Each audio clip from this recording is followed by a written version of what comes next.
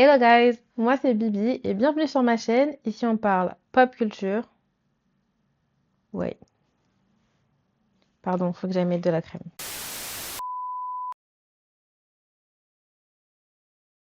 Hello tout le monde, moi c'est Bibi et bienvenue sur ma chaîne. Ici on parle pop culture, cinéma, séries, mode and everything in between. Et aujourd'hui on va parler de One Battle After Another, film de PTA, aka Paul Thomas Anderson. Et c'est un film qui est sorti fin septembre, donc ça fait déjà 3 semaines. Un mois. Et oui, je l'ai vu que il y a quelques jours, mais en fait, il faut savoir que je suis une grande procrastinatrice.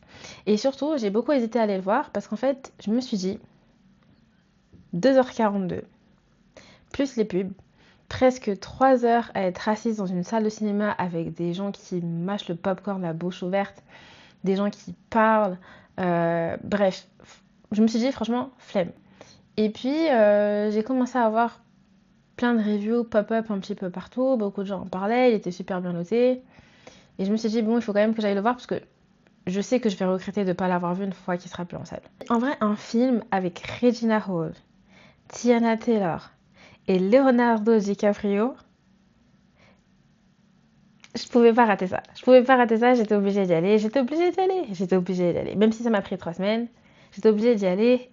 And oh boy, quel film! Quel film absolument incroyable. Et j'ai énormément de choses à dire dessus parce que j'ai beaucoup aimé le film, il y a beaucoup de choses qui m'ont déplu. Mais rentrons dans le vif du sujet. Rentrons dans le vif du sujet. Allons-y, allons-y.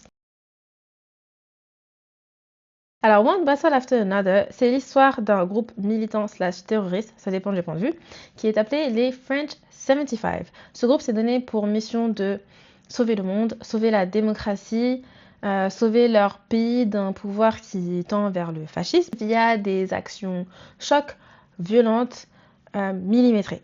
Ils sont pro-choice, pro-droit des immigrés et antifascistes fatalement en fait. On rencontre le groupe lors d'une de leurs opérations militantes dans un camp de migrants. Donc le but de cette opération, c'est de libérer les migrants qui sont dans ce camp. C'est une sorte de camp détenu par ICE en fait, la police de l'immigration aux États-Unis, même si ICE n'est pas explicitement nommé, mais on imagine que c'est cette police-là. Et c'est là qu'une des fortes têtes du groupe, Perfidia Beverly Hills. Bitch, I felt like Tony Montana! What a name. What a name. What a name. Non, limite, si je suis pas le doigt d'aller à la préfecture et de demander à ce qu'on m'appelle Perfidia Beverly Hills. Because what a name. Like, he ate that. Non, il a tué ça. PTA, t'as tué ça. C'est là donc une des fortes têtes du groupe Perfidia Beverly Hills. À chaque fois que je dis son nom, je souris. Anyway, et elle croise la route de Stephen Lockjaw. Si ça, c'est pas un nom de méchant, ça. Ah là là là là. C'est là qu'une des fortes têtes du groupe Perfidia Beverly Hills croise la route de Stephen Lockjaw, qui est l'officier, un des officiers en charge de la surveillance du camp de migrants. Et c'est là qu'elle décide de l'humilier. C'est très important pour la suite. Et c'est ainsi que débute une obsession de Lockjaw pour Perfidia. Sauf que Perfidia est en couple avec un mec qui s'appelle Pat, qui est joué par Leonardo DiCaprio. Et Pat, c'est l'artificier du groupe. Et Perfidia et Pat ont un enfant, finissent par avoir un enfant. Sauf que ça tourne au vinaigre lors d'une mission post-grossesse. Et le groupe est condamné à se séparer pour sauver leur peau. Et Perfidia est arrêté. Pat s'exile avec sa fille. He goes under the radar. Il fait profil bas. Ok. 15 ans plus tard, Pat, qui est devenu Bob, pour protéger son identité, vit reclus avec sa fille Willa, qui en vrai s'appelle Charlene, mais s'appelle Willa parce que du coup elle aussi elle a changé de nom. Et c'est alors qu'un ennemi du passé refait surface, Stephen Lockjaw. Et donc les anciens du French 75 se réunissent pour protéger la descendante de l'une des leurs. Et d'ailleurs, pendant le film, je me suis demandé pourquoi French 75. Et donc, j'ai fait mes petites recherches. Et donc, French 75, c'est le nom d'un cocktail qui tient lui-même son nom d'un canon d'artillerie de 75 mm, très prisé par l'armée française durant la Première Guerre mondiale.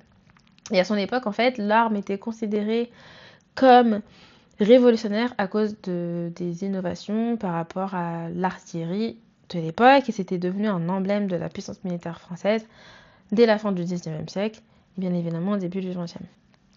Et also, quand même, j'étais choc barre. Comment ça, Fitzgerald Grant III est devenu un néo-nazi? Genre, juste parce que t'as go Olivia Pope, t'as lâché, t'es devenu un néo-nazi, genre.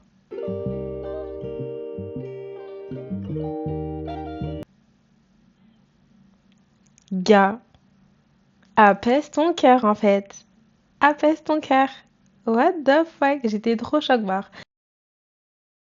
Il faut savoir que ce film était mon introduction à l'univers de Paul Thomas Anderson.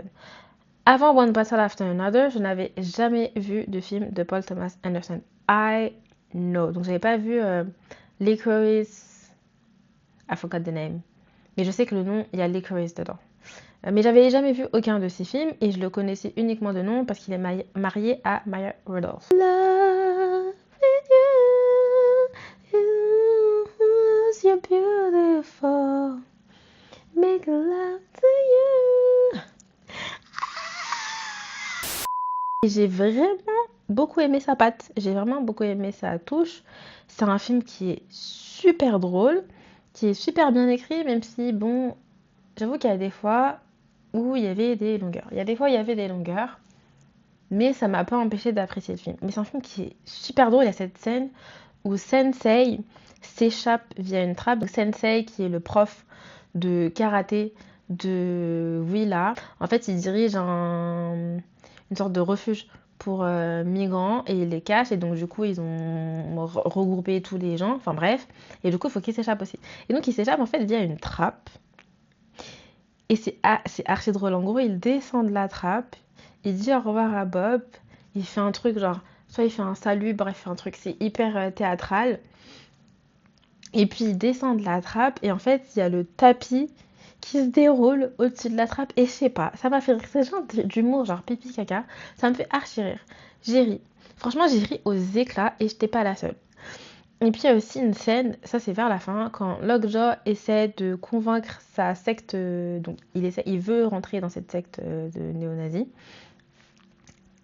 En fait, si vous n'avez pas vu le film, ce que je suis en train de dire n'a aucun sens pour vous, mais c'est pas grave.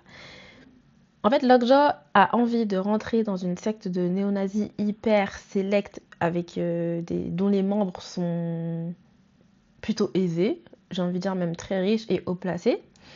Et donc, il essaye de convaincre sa secte de néo-nazis que l'enfant métis qu'il a eu est le résultat d'un reverse.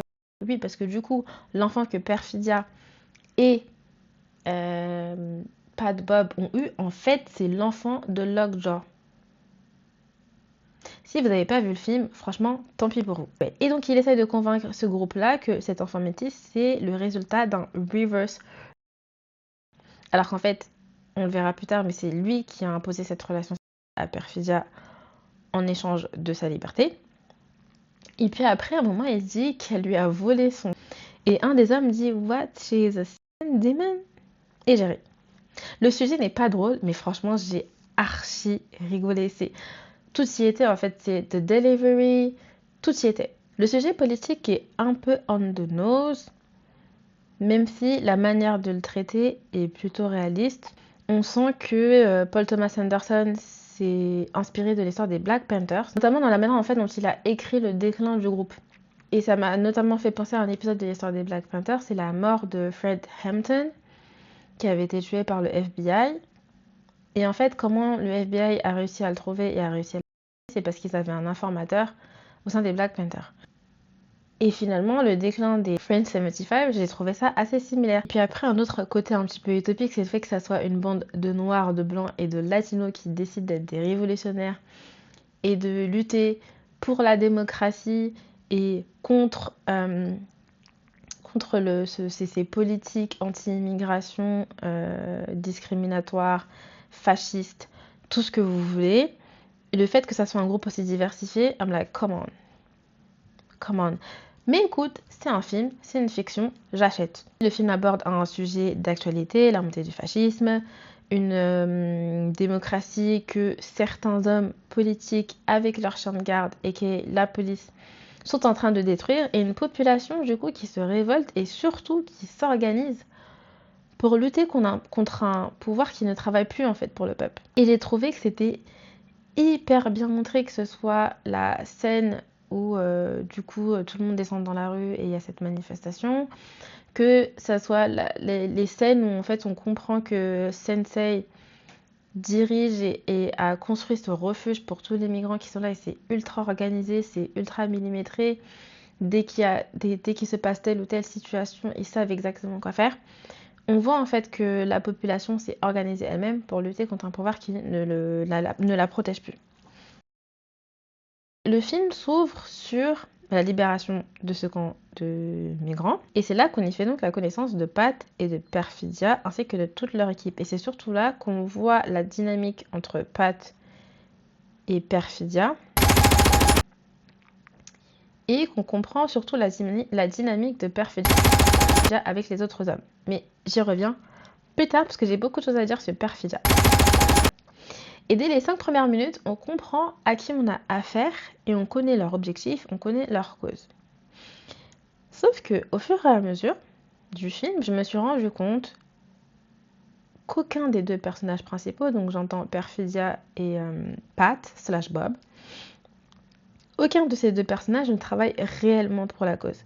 Pour Perfidia, on dirait qu'elle s'est investie dans ce groupe parce que le fait d'utiliser des armes, mener des actions choc, des actions violentes, c'est une sorte de vecteur d'adrénaline pour elle.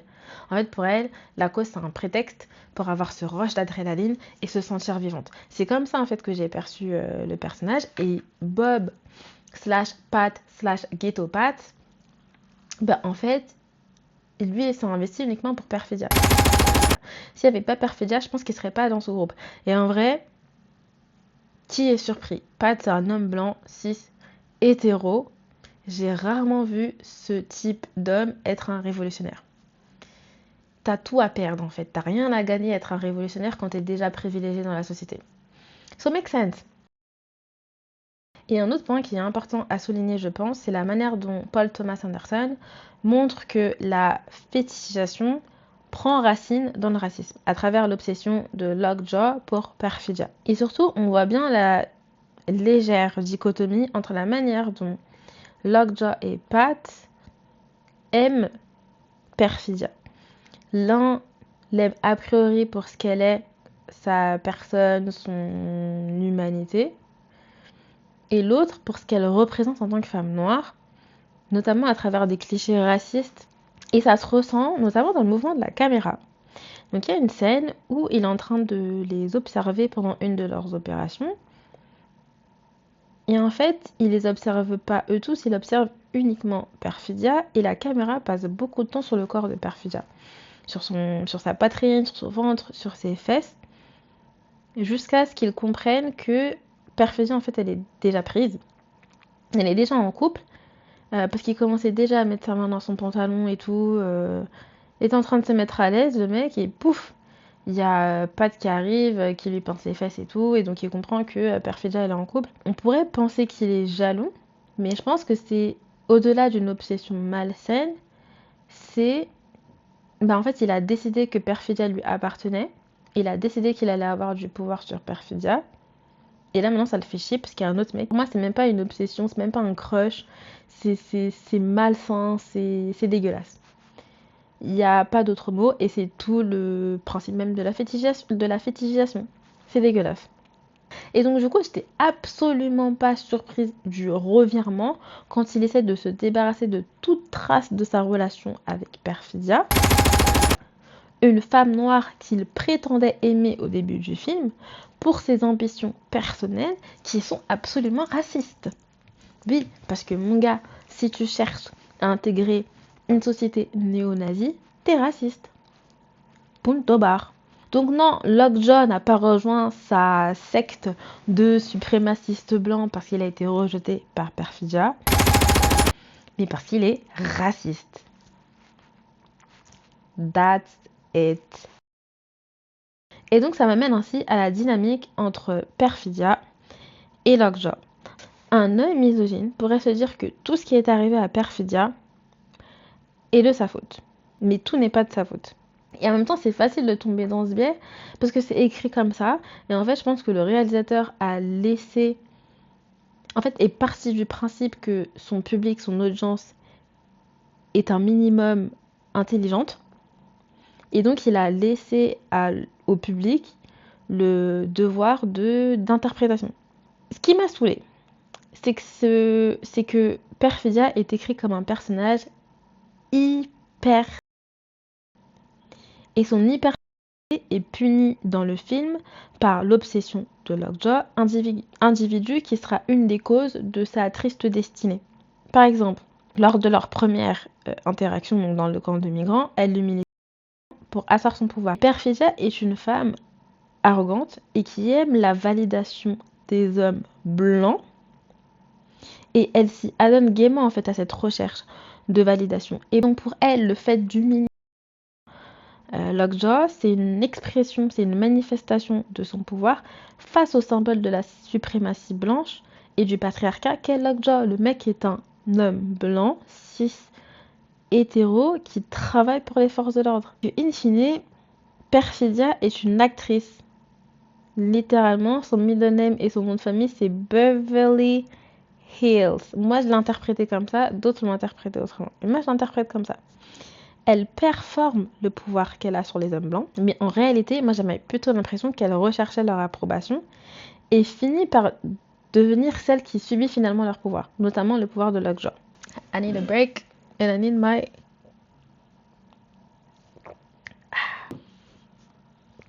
Let me put you there. Voilà. Perfidia est un personnage complexe. Elle a été écrite comme un personnage complexe, mais elle a aussi été écrite comme un stéréotype, et ça, j'ai trouvé ça dommage. Et en tant que femme noire, je vous avoue que ça m'a mis sous tension. C'est un des personnages, pour moi, les plus fascinants que j'ai eu à voir à l'écran de toute ma vie, je pense. Mais j'aime pas le fait qu'elle ait été écrite comme un stéréotype. Moi, ce que j'ai beaucoup aimé dans la manière dont Paul Thomas Anderson écrit Perfidia, c'est la manière dont il a écrit sa complexité. Comme j'ai dit, Perfidia est dans un groupe qui lutte contre la suprématie blanche, mais elle semble toujours chercher la validation de ceux qui en font partie, de ceux qui en bénéficient. Et c'est la signification même d'intérioriser la suprématie blanche, d'intérioriser le racisme.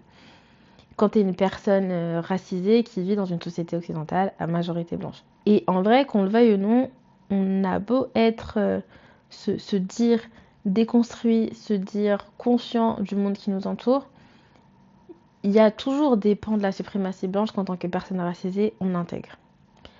C'est comme ça, c'est une question de survie, c'est une question de biais inconscient aussi. Et c'est comme ça, quand tu es une personne racisée, je pense qu'il faut aussi l'accepter, de se dire il y a forcément des biais de la suprématie blanche que j'ai intériorisés. Maintenant, c'est de se dire lesquels sont-ils et comment je m'en débarrasse. Et donc cette intériorisation de la suprématie blanche, elle s'exprime notamment au début du film, quand elle demande... Alors je crois que dans la pièce où elle est avec Stephen Lockjaw au début du film, je crois qu'elle lui demande « Do you like black women ?»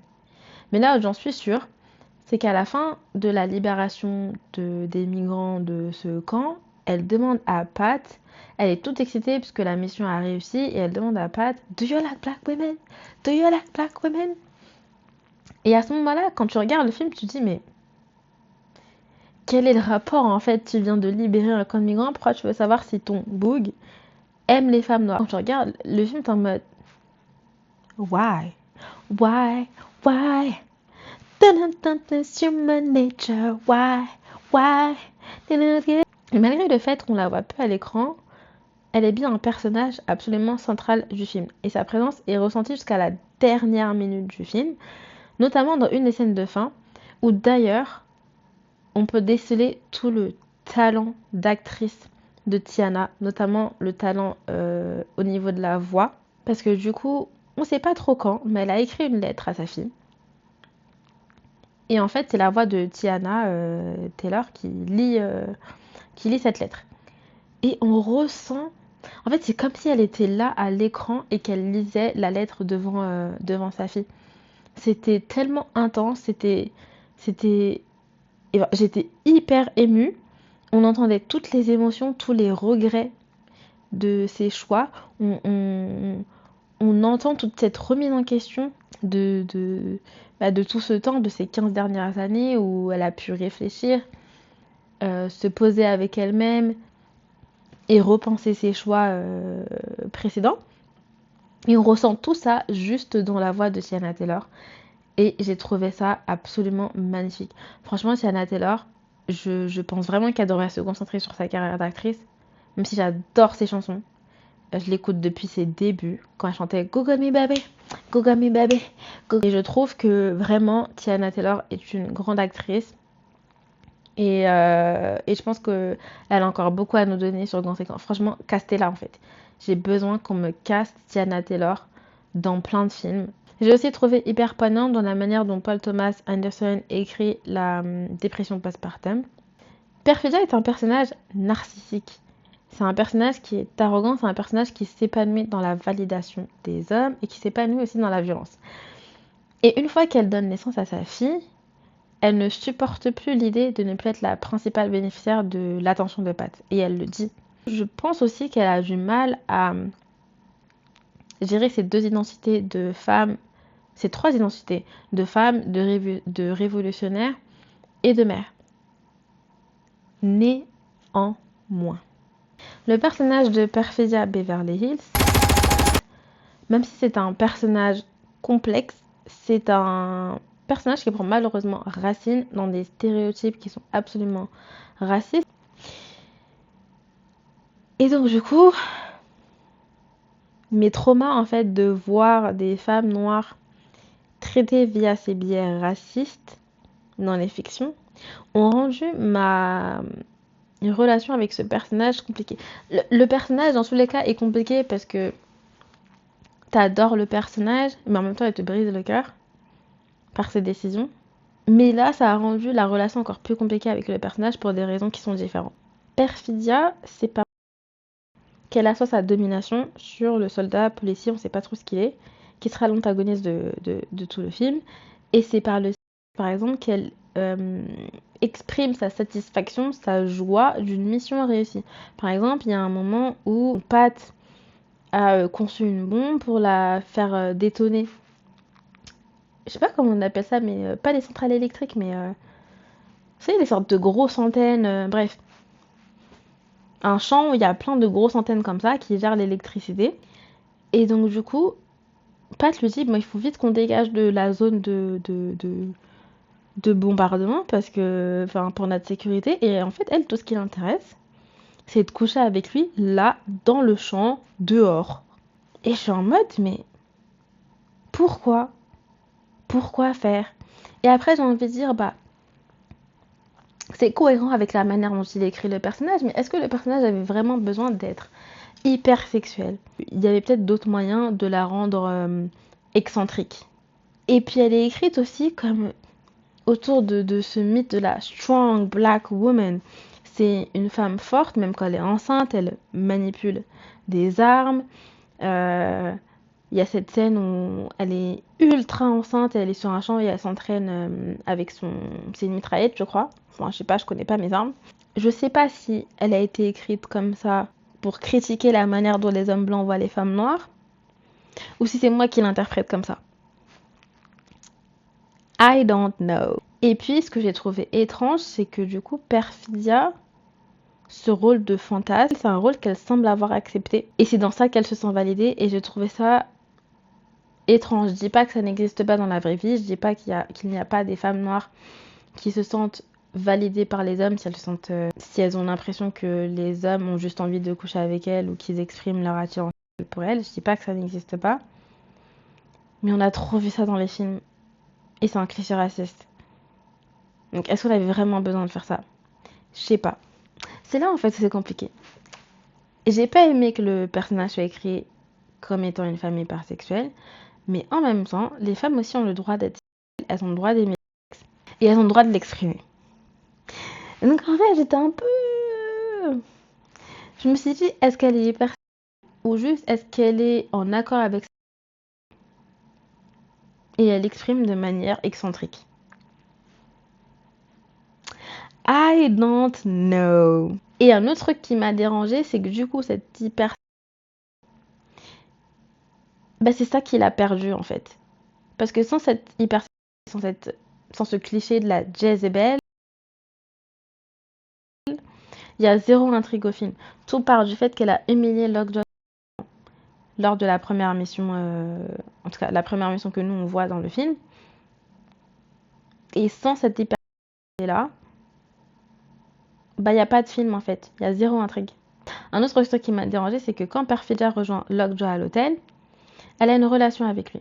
Mais en fait, là où je trouve que c'est pas assez explicite, c'est que cette relation, c'est la conséquence d'un chantage. Et le truc, c'est que cette scène à l'hôtel, elle est montrée comme si Perfidia était l'initiatrice de ça, comme si elle y prenait du plaisir, alors que c'est pas du tout le cas. Pour rappel, ils sont au tribunal, donc ils sont en train de placer les petites bombes dans les trous de ventilation. Et Lockjaw en fait les observait déjà depuis, donc il les a suivis. Et donc Perfidia est dans les toilettes en train de mettre en place sa bombe. Et donc là, Lockjaw la surprend dans la cabine. Et c'est là qu'il lui dit, je te laisse faire ce que tu as à faire, à condition que tu viennes me retrouver à l'hôtel à 23h et que tu me ramènes mon flingue. Donc cette relation-là à l'hôtel avec Lockjaw, pour moi, c'est parce que c'est une relation qui a été initiée sous le coup de la coercion. That's the whole point. Et donc j'ai eu beaucoup de mal avec le fait que ça soit pas assez explicite. C'est comme si c'est de sa faute. C'est de sa faute, et puis quand elle sort de l'hôtel, on sent en fait sur le visage qu'elle est défaite, qu'elle a de la peine, qu'elle est triste. J'ai vraiment pas aimé comment cette partie-là a été écrite. C'était pas assez explicite pour moi. Je pense que Paul Thomas Anderson surestime son public, surestime l'auto-éducation de son public, parce que tout le monde n'est pas déconstruit de cette manière. Et j'ai vu beaucoup de reviews de gens en fait qui ont pris littéralement la scène, se sont dit en fait elle est partie coucher avec Lockjaw parce que c'est une meuf qui est hyper, parce qu'elle a été écrite comme un personnage hyper, et en fait elle couche avec tout ce qui bouge, alors que là c'est pas du tout le cas. Oui, elle est hyper, mais elle est aussi une victime, et les femmes noires peuvent être des victimes, les femmes noires peuvent être hyper et être des victimes. Et je pense que c'est le message que Paul Thomas Anderson voulait faire passer, mais c'était trop implicite pour moi. C'était trop implicite. Moi, pour moi, c'était limpide parce que je suis une femme noire. Les oppressions dont je suis la cible, je les connais par cœur. Mon oppresseur, je le connais par cœur. Mais c'est pas le cas de tout le monde. Une femme blanche va peut-être pas le voir comme ça. Et pourtant, c'est une femme. Ou peut-être, si elle est hyper déconstruite. Mais c'est pour ça que le principe d'intersectionnalité est hyper important, parce que si c'était une femme blanche, peut-être qu'on l'aurait vue tout de suite comme une victime, mais comme c'est une femme noire, à tous les coups, le public ne va pas la considérer comme une victime. Et ça a été le cas dans beaucoup de critiques et dans beaucoup de reviews que j'ai vues. So that was... C'est ça, c'était pas ok, et ça m'a vraiment beaucoup dérangé. Et enfin, là où le personnage de Perfidia est hyper rafraîchissant, c'est que elle n'a pas été écrite pour être parfaite. She's the villain. Ok, c'est la méchante. C'est de sa faute si certains membres de son équipe sont morts, parce qu'elle a balancé toute son équipe pour pouvoir bénéficier d'une remise de peine. C'est de sa faute. Et même si she is the villain, je pourrais jamais la détester. Je pourrais jamais la détester. Elle a fait de très très mauvais choix. J'irai pas jusqu'à dire Perfidia Beverly Hills, c'est ma go, mais je pourrais jamais la détester. I can't. Je pourrais pas. Like, Perfidia, get behind me. J'ai vraiment beaucoup aimé le fait que Perfidia soit a villain, Parce que les femmes noires aussi ont le droit d'être des vilaines. On a le droit d'être des méchantes. Euh, on a le droit d'être imparfaite. On a le droit de commettre des erreurs. Mais on a aussi le droit de bénéficier d'un peu de grâce. Et de ce que j'ai vu, entendu sur Internet, beaucoup n'ont pas donné de grâce à Perfidia. But I got you, Perfidia. Get behind me. Oui, je trouve que c'est important d'avoir des personnages féminins noirs qui ne soient pas la meilleure amie, le personnage que tout le monde aime, et qui finit par mourir, ou qui meurt pas, mais qui n'a pas d'importance capitale à l'intrigue. Et c'est pour ça que malgré quelques reproches que j'ai à faire à la manière dont Perfidia a été écrite, pour moi, ce personnage est tellement iconique, ce personnage. J'irai pas jusqu'à dire parfait, mais waouh, ce personnage est tellement important et j'espère vraiment qu'on verra d'autres personnages de la trempe de Perfidia dans d'autres films parce que c'est hyper important d'avoir des femmes noires dépendre de cette manière-là. Dans un film où je suis assise bizarrement en fait, ça me stresse. Je suis assise bizarrement. Dans un film où la relation entre race et prédominante, il ne fallait absolument pas se rater. Et quand on est un homme blanc, si on n'est pas éduqué, c'est assez facile de se rater. Et PTA a écrit là des personnages féminins noirs, comme j'ai dit, que je n'avais jamais vu de ma vie et qu'on n'avait pas vu depuis, je pense, l'époque des Blaxploitation. En vrai, j'ai menti du coup quand je dis que j'ai pas vu des personnages de ce type-là de toute ma vie, parce que j'ai vu quelques films de Blaxploitation. Je me rappelle plus exactement desquels. Ou même, je pense par exemple tout simplement à Jackie Brown de Quentin Tarantino. C'est les années 90, si je dis pas de bêtises. Mais depuis le millénaire, on n'a plus vu ce type de personnage-là. Ou peut-être que ça existe et je connais pas ces films. Si vous les connaissez, dites-moi. Et ouais, ce type de personnage féminin noir, fort et fier. Non, franchement, PTA, you ate that. You ate that. Yeah. Et puis aussi, ce qui était intéressant, c'est que c'est un film où le personnage masculin, blanc, ne sert à rien. Le mec, c'est un alcoolique, c'est un drogué. D'ailleurs, la performance de Leonardo DiCaprio. Des fois, j'oublie en fait qui est Leonardo DiCaprio parce qu'en fait, on se fait distraire par ces histoires hors plateau. Mais quel acteur! Mais quel acteur! Bref, je digresse. Et c'est un idiot en vrai. Le mec, ça fait 15 ans, il se rappelle plus d'école, il se rappelle plus de. Il y a 40 minutes, je crois, dans le film, où tout le point du film, c'est qu'il peut pas retrouver sa fille parce qu'il ne sait pas répondre à la question quelle heure est-il? Et c'est un code en fait, il est pas censé donner une heure, il est censé dire un autre truc. Et c'est pour ça aussi que je dis que Pat n'est pas un révolutionnaire. Il l'a jamais été. Mais j'ai trouvé ça hyper intéressant parce que du coup, jusqu'à la fin, jusqu'au moment où il y a cette longue scène de chasse en voiture, d'ailleurs cette scène elle est absolument incroyable, on se dit ah ça y est, il l'a retrouvée, il va la sauver. Parce que c'est comme ça que c'est dans tous les films. Et en fait, pas du tout. She saved herself. Elle se sauve elle-même. Pourquoi? Parce que c'est la fille d'une révolutionnaire. C'est la fille d'une badass. Donc nécessairement la fille d'une badass est une badass. Et donc elle se sauve elle-même. Et j'ai trouvé ça hyper intéressant de l'avoir écrit comme ça. Cette fin était parfaite. Cette fin était absolument parfaite. Même si cette scène est parfaite, j'avoue, je nitpick un peu. Je suis un peu picky, mais c'est important. Je me suis dit, c'est une excellente chose que cette jeune fille se sauve elle-même, après tout ce qu'elle a vécu. Mais du coup, est-ce que ça ne renforce pas l'idée que les femmes racisées, je peux pas dire noires parce que elle est métisse, mais que les femmes racisées ou noires n'ont pas besoin d'être sauvées? Est-ce que ça ne renforce pas cette pensée, cette idée qu'on a beaucoup en société que les femmes noires ou racisées n'ont pas besoin d'être sauvées? Vous avez 4 heures.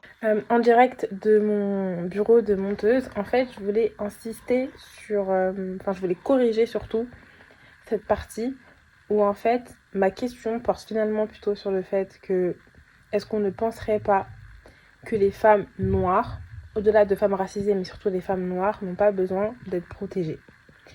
Parce que toutes les femmes racisées ne sont pas logées à la même enseigne. Et plus on se rapproche en tant que femme racisée de ce standard qui est blanc, et plus on bénéficie de privilèges et de protection, tout simplement. Plus on est vu comme étant plus féminine, comme étant plus douce, etc. Et c'est pas forcément le cas pour les femmes noires. Encore plus si elles sont dark skin. Donc voilà, c'était important pour moi de corriger cette partie, parce qu'en fait en regardant et en montant la vidéo, je voulais être beaucoup moins nuancée sur cette question-là. Voilà. Parce que du coup, ce sont des femmes fortes, comme je dis, strong black women.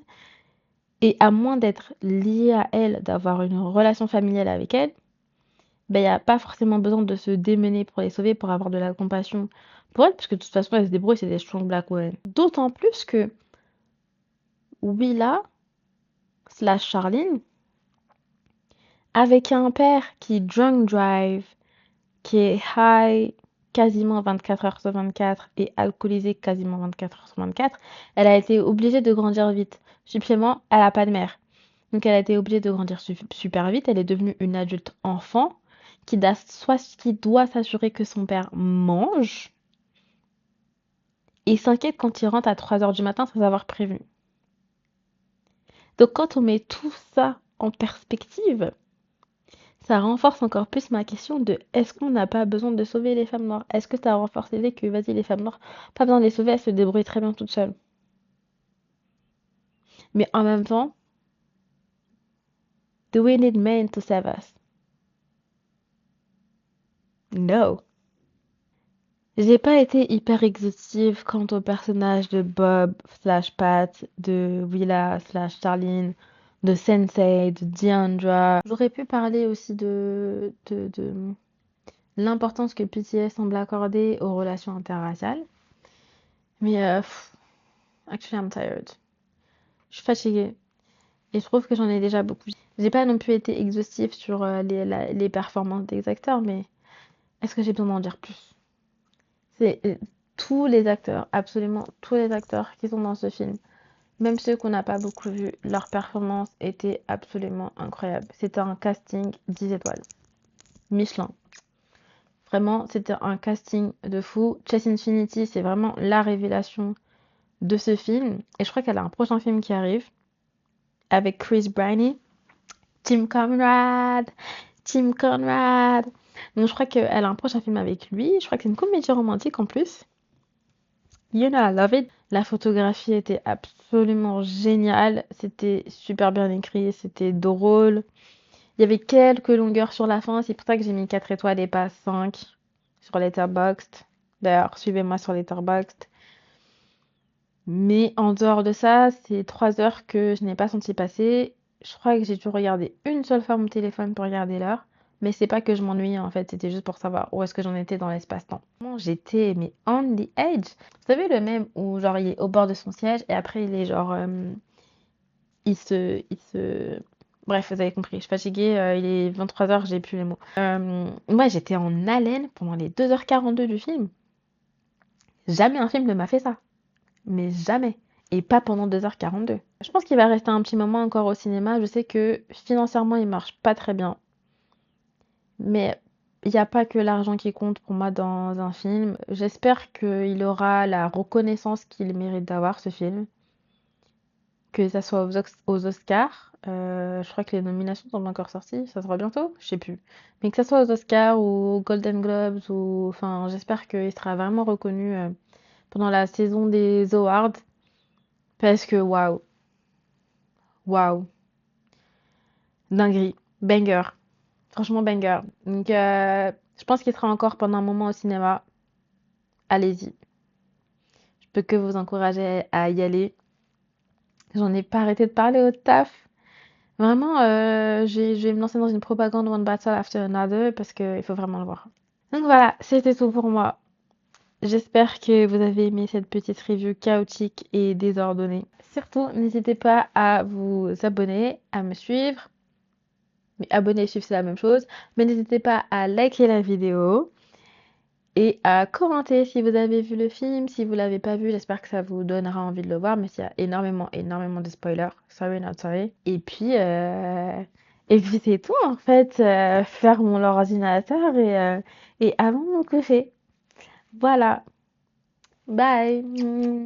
Mouah.